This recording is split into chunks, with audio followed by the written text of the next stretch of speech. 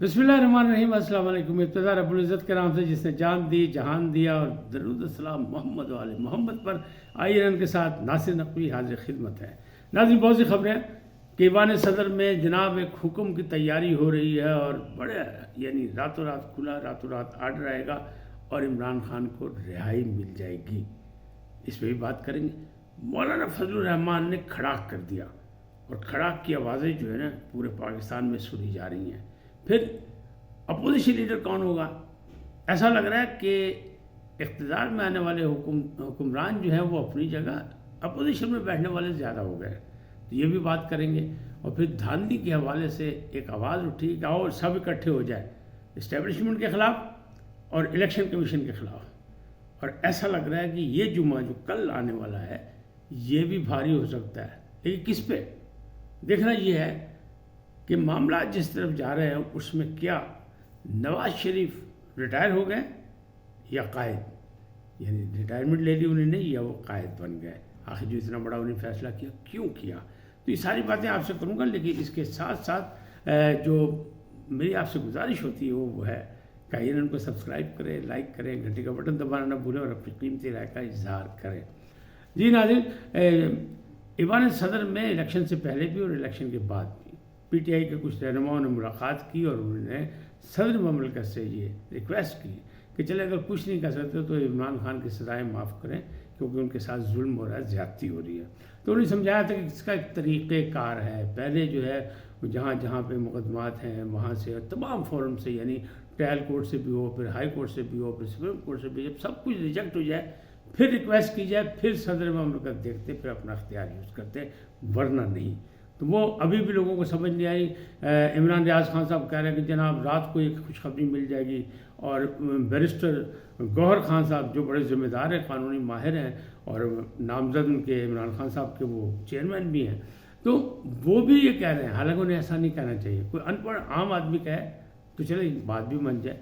इन लोगों को ये नहीं करना चाहिए जो सब कुछ जानते बूझते ये सिर्फ अपने कारकुनों को मिसगाइड कर रहे हैं और इसके अलावा कुछ नहीं। क्योंकि रात के बाद तो कभी रिहाई मिलती नहीं, रिहाई अगले दिन सुबह ही मिलती है, तो अभी तक तो मिली नहीं। इसी तरह जो ये फैसले है इस तरह नहीं। हाँ, एक दरख्वास्त दी है बुशरा बीबी ने ईवान सदर में, इसकी कंफर्मेशन आई है कि जनाब नज़रसानी की जाए, इनकी जो सज़ाएँ माफ़ की जाएँ।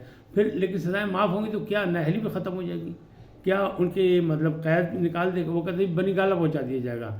ये गौहर खान साहब वो जो है अपना इमरान रियाज साहब का दावा है, जबकि इमरान खान साहब खुद कह चुके हैं कि ना मैं बनी गाला जा रहा हूँ और ना ही मैंने किसी को कहा है, ना ही मैं जाना चाहता हूँ, बल्कि बुशरा बीबी अडियाला जी ला रही हैं। हम तो उसका मुकदमा लड़ना कि जनाब उनको भी यहाँ लाया जाए और एक ही जगह रखा जाए दोनों को। तो मामला यहाँ तक है। लेकिन वो कहते हैं नादान दोस्त मरवा देते हैं। दाना दुश्मन से नादान दोस्त जो है बड़ा ख़तरनाक होता है, और नादान दोस्तों ने इमरान खान को ऐसी दलदल में फंसा दिया कि अभी तक निकलते हुए वो नहीं लग रहे। अब मौलाना फजलुर रहमान ने क्या खड़ा किया? मौलाना फजलुर रहमान मुस्लिम लीग नून वाले समझते थे कि जनाब ऐसे कड़ेदी मच्छी जब मर्जी हाथ डाल लेंगे। इसीलिए जब गुज़श्ता रात जब वो गए थे अपना साबिक़ वज़ीर आज़म शुजात के पास, चौधरी शुजात हुसैन के पास, तो वहाँ उनको बस सरसरी से बुलाया, और बुलाया भी नहीं, फिर कहा मैं खुद मिल लूँगा। मीडिया ने पूछा भी कि वो कहाँ है, तो उन्होंने कहा उनसे मिलने की बात हो जाएगी, कोई मसला नहीं। वो कड़ेदी मच्छी समझ, लेकिन उन्होंने जनाब करता खड़ाक। उन्होंने कहा जनाब खबरदार, ना मेरी किसी ने सुनी है ना मैं किसी की सुनूंगा। और बल्कि उन्होंने कहा मैं तो नवाज शरीफ को भी कह रहा हूँ कि आएँ अपोजिशन बेंचेस पे बैठे, और उन्होंने कहा हम भी अपोजिशन पे बैठेंगे। मजलिस आमला ने फैसला कर लिया। अब सोचें, पीटीआई अपोजिशन में, पाकिस्तान पीपल्स पार्टी करी, हम अपोजिशन में बैठेंगे, और जेयूआई भी बैठेगी, और जमात इस्लामी भी धांधली के ख़िलाफ़, पीटीआई भी ख़िलाफ़, जेयूआई भी ख़िलाफ़, सारी जमातें जो हैं, और वो जो है पीर पगाड़ा का इत्तेहाद वो भी ख़िलाफ़, और सिंध में भी हो रहे हैं मुजाहरे, बलूचिस्तान में भी हो रहे हैं, और केपीके में भी हो रहे हैं। तो ये इन तमाम पार्टियों ने कहा है, बल्कि मौलाना साहब ने भी कहा है कि हमारे साथ खड़े हो, जिसको जिसको धांधली पे इतराज़ है वो आए इलेक्शन के रिजल्ट पे, वो हमारे साथ खड़ा हो, और जुमे को हम मुल्क गिर एक एहतजाज करेंगे, एहतजाज रजिस्टर कराएंगे। तो मामला तो यहाँ तक बिगड़ गए कि अपोजिशन में ज़्यादा हो गए।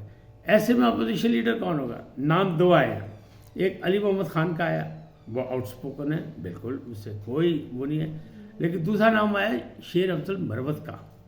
अब ज़बान व कलाम शेर अफजल मरवत के आप समझ लें, अगर वो अपोजिशन लीडर होंगे और उनके पास उसी बेंचों में बैठे होंगे हज़रत मौलाना फजलुर रहमान साहब अपोजिशन में, तो कैसा लगेगा, क्या महसूस करेंगे आप? अजीब सी बात है ना। और फिर अली अमीन गंडापुर जिन्होंने हराया मौलाना फजलुर रहमान को, वो होंगे वज़ीर आला KP के, जबकि चांसेस ये भी नहीं है, उसमें भी नज़रसानी होगी। ये भी सिर्फ शरारती है इमरान खान साहब की कि जान के उन्होंने कुछ अपने बंदों को मतलब सबक सिखाने के लिए ऐसा किया, और कुछ बाकी मामलात हैं कि इस्टेब्लिशमेंट से चूँकि लड़ाई वो पक्की रखना चाहते हैं। अभी उन्होंने कुछ सीखा नहीं माजी से, तो ना वो सीखने को तैयार है, वो सियासत अपने अंदाज में करना चाहते हैं, यानी वक्री टैप था। तो वो वक्री टैप था, उन्होंने कहा था कि मैं ज़्यादा ख़तरनाक हो जाऊँगा, निकाल जाऊँगा, तो ज़्यादा ख़तरनाक हो चुके हैं और अभी भी ख़तरनाक है, ममलकत के लिए भी है, सियासत के लिए भी है, जमहूरियत के लिए भी है, और वो हर ऐसी चाल चल रहा है जिससे इस्टेब्लिशमेंट को भी मुसीबत पड़े और जो हुकूमत हो उसके लिए भी मुसीबत पड़े, जान जो होगा। जनरल चावला कहते थे कि ये सेज नहीं है, ये कांटों की माला है इक़्तिदार। तो अब लग रहा है ऐसे कि शहबाज शरीफ साहब जो है वो मनाते फिर रहे सबको, और इसीलिए कि ये मुफाहमती सियासत जो है नवाज शरीफ साहब का तरीक़ाकार नहीं है। वो तो कह दे 2/3 अक्सरियत मिले, सादा अक्सरियत तो मैं बनूंगा नहीं तो नहीं बनूंगा, वो तो चौथी वाली तो ख़त्म होगी ना। अब मसाइल ये है कि मुतवाले ख़ुद नाराज़ हो गए और उन्हें ट्रेंड बना दिया कि ये क्या है जनाब, शहबाज शरीफ कहाँ से आ गए। लेकिन बहरहाल शहबाज शरीफ साहब जो ऐसे हैं और नवाज शरीफ साहब की मौजूदगी में सारे मामला ठीक हो जाएंगे। अब काबीना भी बनने लगी है, 25 रुकनी काबीना बनेगी, उसमें MQM भी शामिल होगी, दूसरी इत्तेहादी पार्टियाँ भी होंगी, लेकिन 25 रुकनी में ज़्यादातर पुराने ही वज़रा होंगे जो 16 माह की मतलब हुकूमत में थे, उनमें से अक्सर। हालांकि अब PDM की हुकूमत नहीं होगी, PDM तो गई, कि PDM के सरबराह भी जनाब मौलाना फजलुर रहमान थे, तो हज़रत साहब तो वैसे ही नाराज़ होकर बाहर बैठे और वो कह रहे मैंने किसी का साथ नहीं देना, तो फिर मामला तो खासे गड़बड़ है। अब अगली बात अगर आप देखें तो जुबे को यही एहतजाज होने जा रहा है, इस्टेब्लिशमेंट के ख़िलाफ़ हो रहा है। वो कह रहे इस्टेब्लिशमेंट ने ज़्यादती की, हम तो कह रहे थे हमें तो मुहिम चलाने का ही मौका नहीं मिला, मौलाना साहब कह रहे हैं। तो वो कहते मेरी गल किसी ने सुनी नहीं तो मैं भी नहीं मानता, यानी मैं ना मानूँ की रट उन्हें लगा दी। उन्होंने कहा कोई बात नहीं, ना मैं इनके साथ बैठूंगा, ना मजलिस साहब ने इजाज़त दी है, हम अपोजिशन में बैठेंगे। मैंने कहा था कि मुहिम नहीं चला सकते, इलेक्शन के लिए साजगार हालात नहीं है, लेकिन कोई नहीं माना, तो अब मैं भी किसी की नहीं मानूंगा। बहरहाल वो कहते हैं धांधली के मामले में जितने भी सब इकट्ठे होकर सामने आ जाए। अब नवाज शरीफ रिटायर हो गए या कायद, तो वो कायद बनने के चक्कर में इस वक्त वो दर्शनी पहलवान बन के असम्बली में जाकर मेरा ख्याल हल्फ भी नहीं उठाएंगे, बल्कि मैंने पिछले व्लॉग में कहा है कि अंदेशा यही है कि वो 130 NA 130 से भी वो इस्तीफ़ा दे दे। और डॉक्टर यास्मीन राशिद ने भी पैगाम भेजा है कि कुछ शर्म होती है, कुछ हया होती है। अब देखें इस तरह की बातें जो हैं वो शुरू हो गई हैं और ये फ़करा बार बार मुख्तलिफ़ जगह से दोहराया जा रहा है। अच्छा बहरहाल चलें, जो भी है ये तो अपनी मर्ज़ी है। जैसे मैं इस्टेब्लिशमेंट की बात जहाँ तक है या अम्पायर्स की बात है, तो मैंने बहुत पहले कहा था कि उन्होंने कहा है कि जनाब जिससे इतराज़ था, जिसने रियासत से टकराव किया, जो टक्कर के लोग थे, जो टकराने आए थे, जिनके अपने सर भी फूट गए और हमें भी वो ज़ख्मी कर गए, तो वो तो हो गए एक साइड पे। अब जो दो बड़ी पार्टियां हैं वो आपस में फैसला करेंगे कौन कितनी सीटें लेती है, जिड़ा जीतेगा असी उहदे नाल। तो अब वो इख्तिदार में जो आएगा, जो हुकूमत बना लेगा, उसके साथ वो पीछे खड़े होंगे। क्यों कि पहला उनका ख्याल यही है कि मुआशी सूरत हाल बेहतर हो, मुल्क की सूरत हाल बेहतर हो, आम आदमी की सूरत हाल बेहतर हो, लिहाजा हुकूमत को मजबूत किया जाएगा और पार्लियामेंट को बाकायदा उसकी सपोर्ट की जाएगी। तो ये है सारे मामलात। लेकिन अभी हालात जो हैं कई दफ़ा मुख्तलिफ करवट बदलेंगे और सूरत हाल सामने आएगी।